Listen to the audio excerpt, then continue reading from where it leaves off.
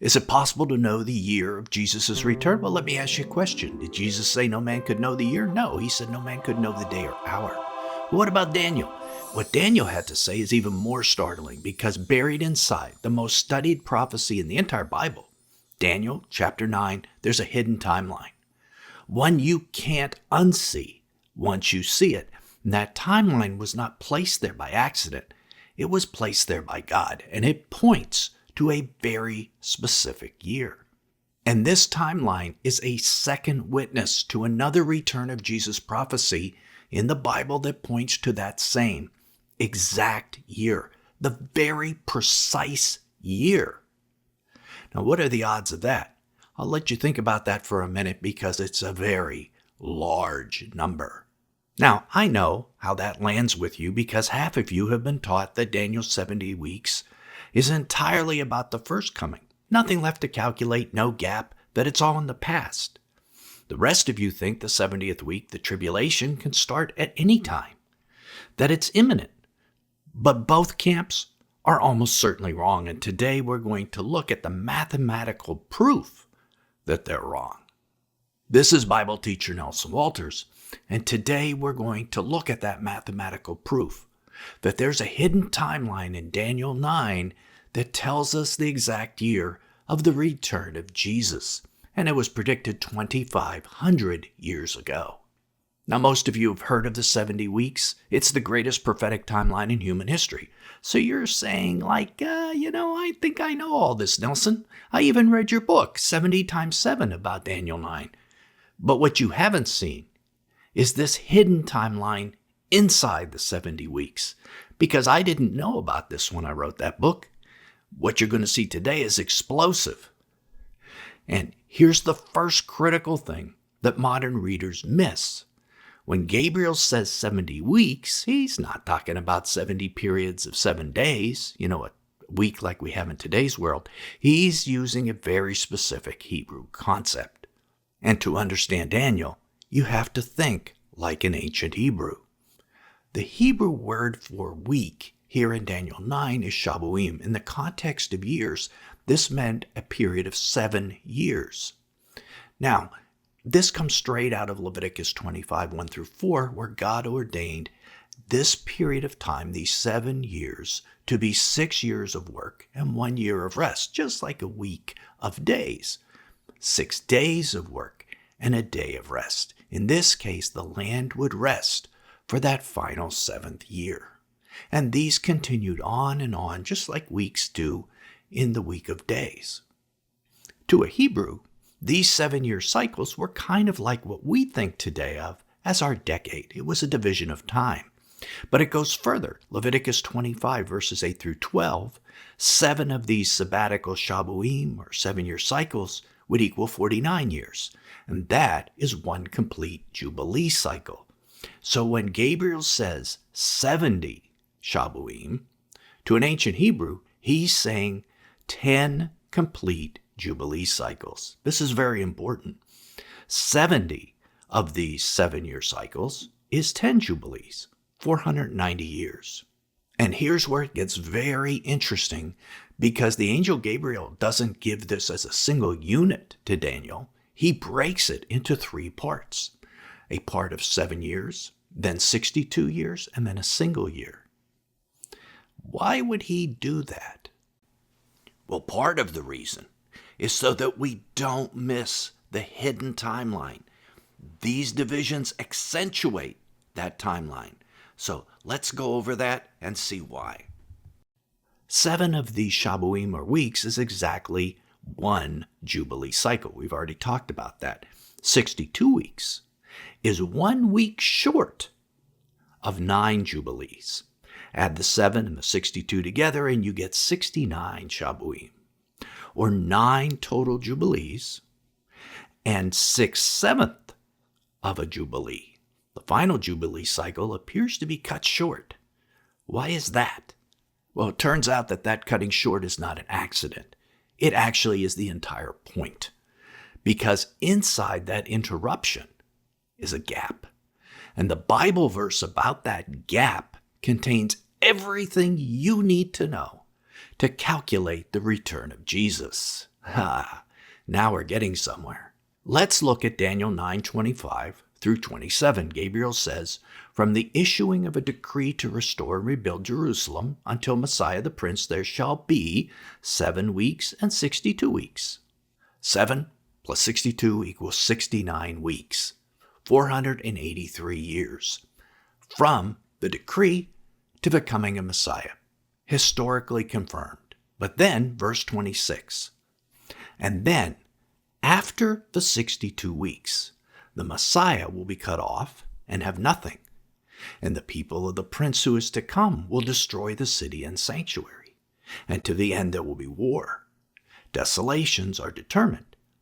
Did you see what just happened? 4 events are listed between the end of the 69th week and the 70th week.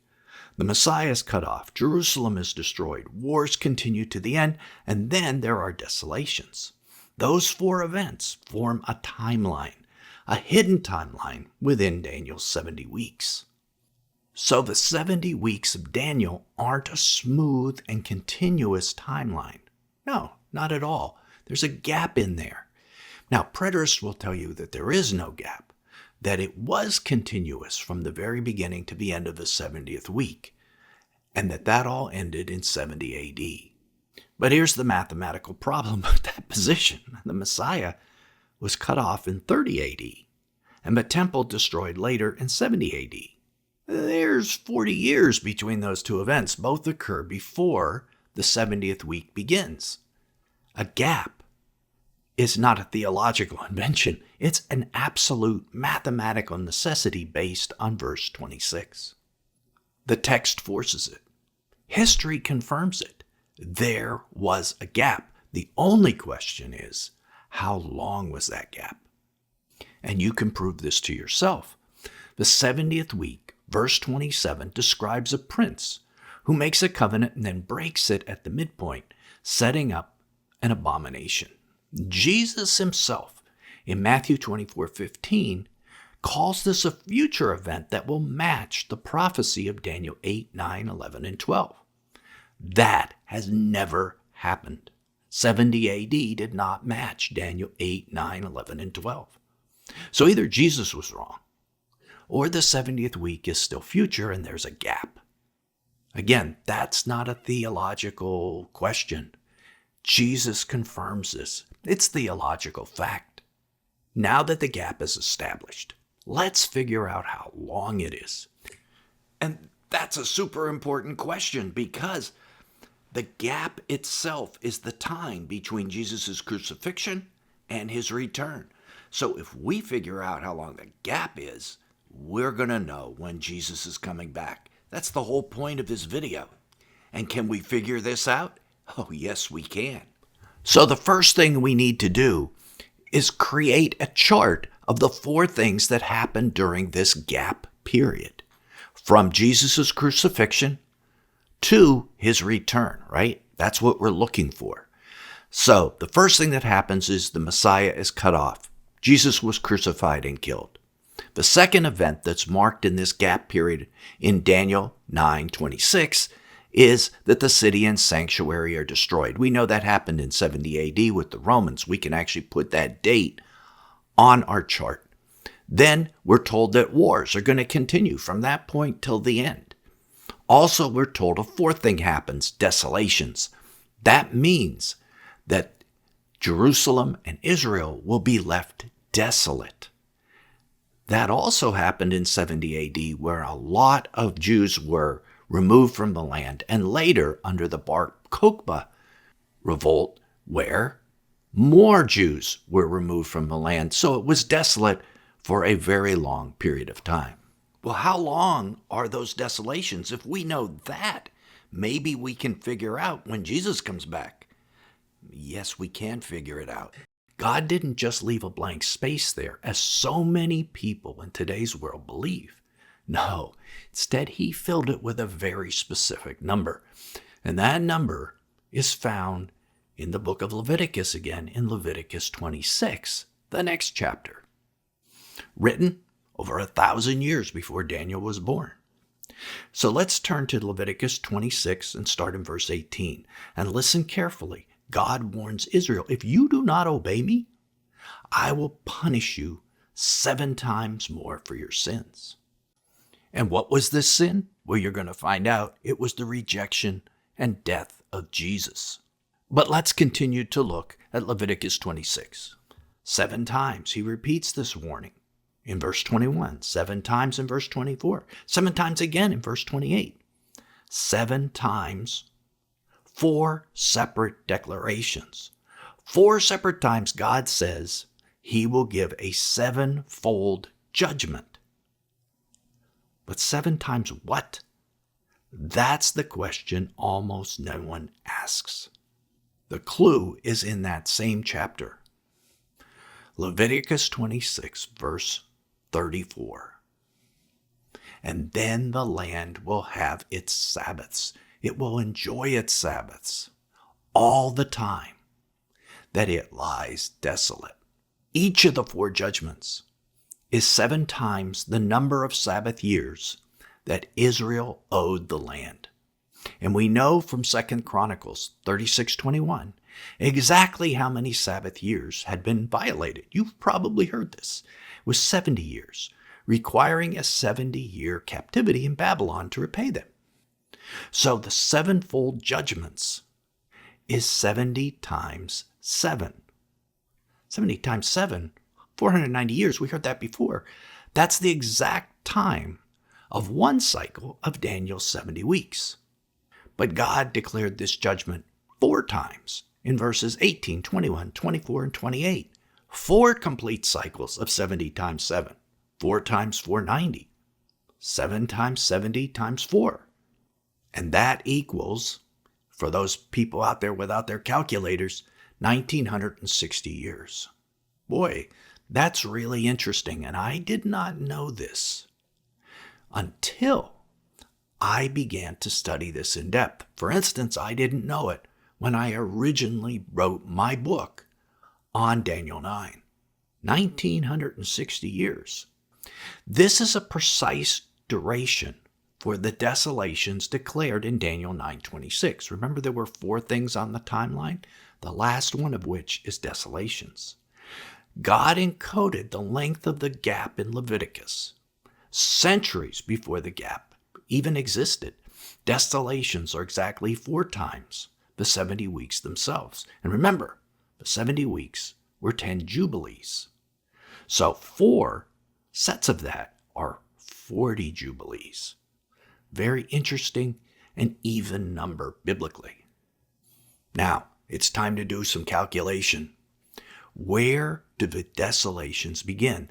They begin with the destruction of the city and the sanctuary in Daniel 9:26. That's where he anchors it. And when did that happen? 70 AD. So let's just add those together. 70 AD plus 1960 years of desolations, and we come up with the year 2030. Wow, that's really something. And so according to Daniel 9, we now have the date of Jesus' return, 2030, but we still need that second witness to just be sure this is correct. And in order to do that, we have to figure out the year Jesus was crucified. Where does that fit in? How do we know it starts in AD 30? Well, the Talmud, the Jewish holy writings of the rabbis, confirm it. Now, these aren't part of the Bible, but they are a historical document. Yoma 39b recorded the unbelieving rabbi's testimony that states that exactly 40 years before the temple was destroyed, supernatural signs began. The western light went out. The crimson thread stopped turning white. And lots on the Day of Atonement always fell in the wrong hands. 40 consecutive years of signs from AD 30 to AD 70. The Messiah had been rejected in AD 30 and crucified. And God gave them a 40-year period to repent, which they didn't do, which resulted in the destruction of the temple in 70 AD. But 40 is a very biblical time period. It's the same time period that Israel wandered in the wilderness before they finally repented and entered the promised land. So the complete gap between the crucifixion and the return is 40 years plus 1960 years. That's 2,000 years, folks, from AD 30 to AD 2030. See how it works? It's like extremely obvious once you see it. But God does not establish truth with only one witness. He requires at least two witnesses. This is true in a court of law. It's also true in the case of Scripture. In the mouth of 2 or 3 witnesses shall every word be established. 2 Corinthians 13:1. This is a foundational biblical legal principle, and God follows his own law. So if Daniel 9 gives us that one witness, where's the other one? Because if God has another witness that establishes 2030 as the year, well, the odds against that would be strictly astronomical, and there could be no other conclusion. But this timeline is right. The second witness is the prophet Hosea, and it's been hiding in plain sight for 2,700 years. We looked at this other witness in detail a month ago in this video. Hosea arrived at the same conclusion as the prophet Daniel. 2 different prophets, 2 different calculation methods, but the exact same year was the target of both prophecies. Impossible for that to be a coincidence. These are 2 independent prophets speaking God's word in different centuries and arriving at that 2,000-year mark by entirely different routes. So that is a divine confirmation. What do we do with all this? Daniel knew the end of the Babylonian captivity was near, and his response was not to sit back and watch. He prayed, he fasted, he repented on behalf of his entire nation. He interceded. And here's what I find remarkable about that. Daniel didn't just calculate the timeline. He became part of the answer to it. His prayer, recorded in Daniel 9, is one of the most powerful prayers in all of Scripture. It was offered specifically because he understood where he was in the prophetic timeline. These calculations are correct that I presented today, and I believe the weight of evidence says they are, then we're living in a moment that mirrors Daniel exactly. We can see the end of the desolations approaching. 2 witnesses have confirmed it. The mathematics agree. And the response that God honored then is the response he honors now. This is not information just for speculation. This is information that should lead you to preparation, to be people of intercession about this exact issue. Preparation of the church, interceding for them and their holiness, and intercession for the people of Israel, that they will repent and seek the Lord. And when they do and say, "Blessed is he who comes in the name of the Lord," well, Jesus returns. That, my friends, is something to pray about. Remember, Hosea described that moment. In their affliction, they will earnestly seek me. That's what he was talking about. And part of that preparation for you and for me should be to watch that other video on the second witness, the one about Peter. I've left the link for you about that video right here so you can see all the details. Till then, I'm Nelson Walters. This is Applied Bible Prophecy, and I will see you there.